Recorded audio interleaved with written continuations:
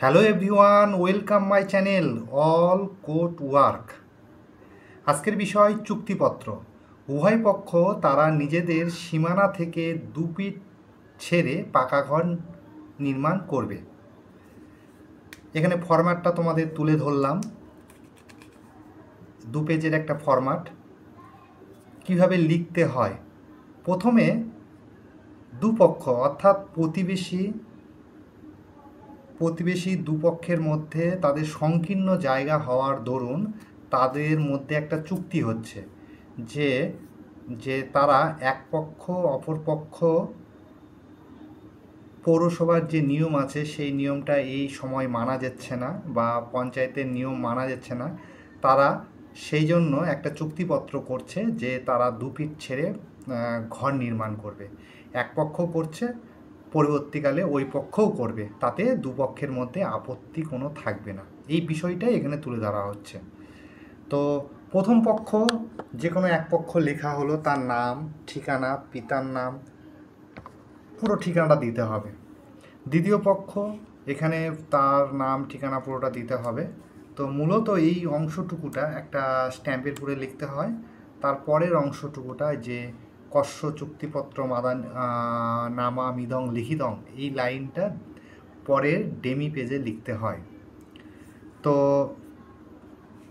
প্রথম পেজে যেটা লিখতে হয় সেটা তো তোমরা বুঝতে পেরেছো। খুব বেশি হলে এদের সাথে আধার নাম্বারগুলো অ্যাড করে দিতে পারো।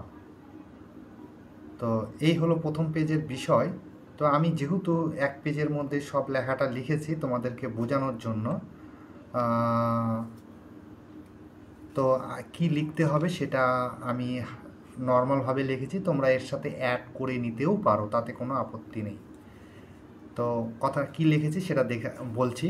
কস্য চুক্তিপত্র নামা মিদং লিখিতং, আমরা অর্থাৎ প্রথম পক্ষ দ্বিতীয় পক্ষ পরস্পর প্রতিবেশী হইতেছি, আমাদের নিজস্ব নিম্ন তপশিল সম্পত্তিতে দীর্ঘদিন বসবাস করিয়া আসিতেছি।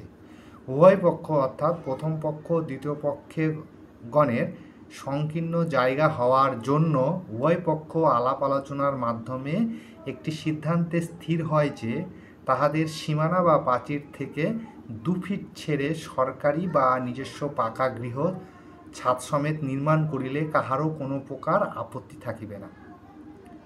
ইহাতে উভয় পক্ষ মানিয়া লইলেন এবং উভয় পক্ষের উত্তরাধিকারগণ ভবিষ্যতে কোনো প্রকার ওজর আপত্তি করিবে না। করিলেও তাহা এই চুক্তি বলে অগ্রাহ্য বলিয়া গণ্য হইবে।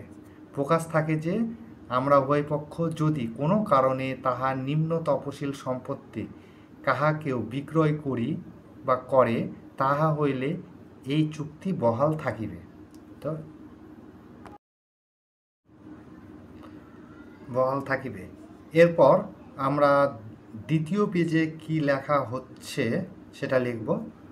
তো অত্র চুক্তিনামা পাঠ করিয়া উহার মর্ম বুঝিয়া স্বেচ্ছায় সজ্ঞানে সুস্থ শরীরে সরল মনে অন্যের বিনানুরোধে নিজ নিজ নাম সই সম্পাদন করিয়া দিলাম।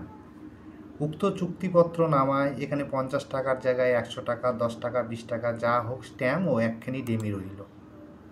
আচ্ছা, এইবারকার তপশিল সম্পত্তি যে যার জায়গা সেটার বিবরণটা দিতে হবে। প্রথম পক্ষের জেলা, থানা, মৌজা, জেল নাম্বার, দাগ নাম্বার, খতিয়ান নাম্বার, পরিমাণ, হোল্ডিং নাম্বার। সেম টু সেমভাবে দ্বিতীয় পক্ষেরও এইভাবে লিখতে হবে। এই সাইডে সাক্ষীগণের স্বাক্ষর দেখো, সাক্ষীগণ 3 জন সাক্ষী নিতে হবে। এই দিকে প্রথম পক্ষের স্বাক্ষর, প্রথম পক্ষ যে আছে তার সই করবে, দ্বিতীয় পক্ষ সই করবে। এরপর এই লেখাটাকে স্ট্যাম্প আর ডেমি পেজে প্রিন্ট আউট করে নিয়ে কোর্ট থেকে নোটারি করে নিলে কাজটা কমপ্লিট হয়ে গেল। আচ্ছা, সর্বশেষে বলে রাখি, এই যে চুক্তিপত্র নামার যে ওয়ার্ডে সেটা আমার ডিসক্রিপশান লিঙ্কে পেয়ে যাবে, সেখান থেকে তোমরা ডাউনলোড করে নিতে পারবে, বা এটা যারা পড়বে বা আমার কথা শুনবে তারাও নিজে নিজেই লিখতে পারবে। তো ভিডিওটি যদি ভালো লেগে থাকে অবশ্যই চ্যানেলটাকে সাবস্ক্রাইব করে দিও এবং পাশে বেল ঘণ্টাটি বাজিয়ে দিও।